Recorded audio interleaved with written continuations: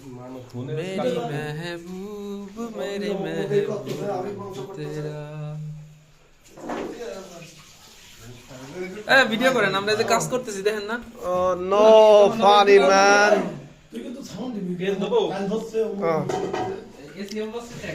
Start now হ্যাঁ 2024 সালের সমস্ত প্রকার গ্লানি মুছে ফেলে আমরা নতুন বছরকে স্বাগত জানানোর জন্য একটা ভোজনের আয়োজন করেছি। আমাদের ভোজনের সভাপতি সাহেব সে কি করে দেখা যাক, মোহাম্মদ মাসুম বিল্লাহ, সে রাইস কুকার ধরছে এবং আমাদের কুকার আমাদের মেন শেফ বিপ্লব ভাই, সেক্রেটারি মনোজ দত্ত সে একটু বাইরে আছে, আর আমাদের মেন কুকার বিপ্লব শাহ সে রান্নার তত্ত্বাবধানে আছে। কিন্তু আমাদের মনোজ দা অনেক ফাঁকিবাজ, সে রান্না করার পরেই আসবে এবং সোহেল ভাই সবকিছু পর্যবেক্ষণ করছে, কে কি কাজে ফাঁকি দিচ্ছে না দিচ্ছে এই সম্পর্কে সে তত্ত্বাবধান করছে। আর আমি একটা হাদারাম কোনো কাজ না করে শুধু ফাঁকি দিয়ে ভিডিও করে যাচ্ছি। এবং আমাদের খালিদ ভাই সে পেঁয়াজ রসুন নিয়েই ব্যস্ত, কাজের ফাঁকিবাজ, খালি 4টা পেঁয়াজ কেটে সে সারা দিন কাটাই দিল, কিন্তু এখনো কাটা হইল না।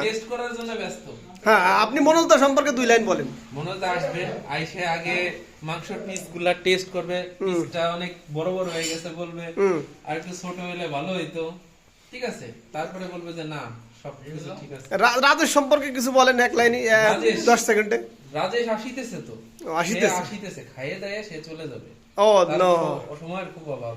ও এখন আমাদের সভাপতি সাহেব সে তো ফাঁকিবাজ, সে অল্প কটা চাউল নিয়ে সেই ঘন্টা দেড়েক ধরে। ও আমাদের সহকারী কুকার আমাদের হাবিব সাহেব সে মাংস কাটা নিয়ে ব্যস্ত, কিন্তু মাংস কাটায় কতটুকু পারদর্শী বুঝতে পারছি না, মাংস ছোট বড় হয়ে গেছে না, এর সহকারী হিসেবে মানা আসছে না।